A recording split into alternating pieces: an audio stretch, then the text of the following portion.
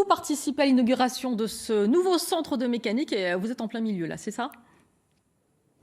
Tout à fait, nous sommes dans le nouveau bâtiment. Alors c'est le bâtiment numéro 7 et je suis avec le président de Airbus Hélicoptère, Bruno Even. Alors qu'est-ce qu'on va fabriquer ici?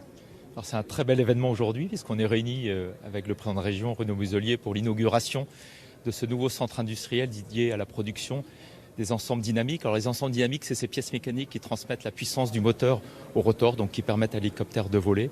Donc des pièces critiques avec un enjeu de qualité, de sécurité majeure. Donc ce projet, c'est évidemment la mise au dernier standard industriel. Donc Marignane, fer de lance technologie de l'entreprise. Est-ce qu'on peut espérer des emplois? L'enjeu premier à travers ce projet qui représente un investissement de près de 53 millions d'euros, l'enjeu premier c'est évidemment de sécuriser les compétences, l'emploi sur ces pièces critiques aujourd'hui qui sont produites à Marignane. Mais dès lors évidemment qu'à travers un projet tel que celui-ci, on a aussi l'ambition de gagner en compétitivité, on vise aussi à gagner en part de marché. Pour le moment, pas de nouveaux emplois alors? L'enjeu premier c'est vraiment de sécuriser l'emploi et les compétences. Dans le contexte actuel, c'est déjà un enjeu majeur.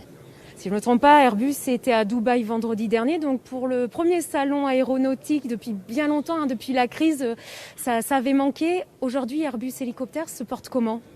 Alors, le contexte marché de l'hélicoptère est difficile. Il a été divisé par deux l'année dernière dans un contexte Covid que nous connaissons.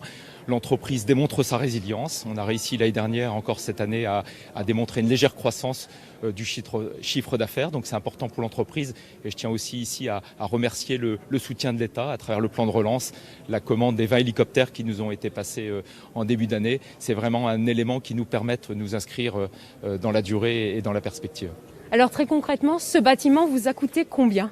C'est un investissement industriel de près de 53 millions d'euros, donc c'est important. Mais il nous semblait, malgré le contexte marché difficile, de rester tourné vers l'avenir. Et là encore, je tiens aussi à remercier le soutien, et en particulier le soutien de la région, qui sont essentiels lorsqu'on décide des investissements de cette ampleur.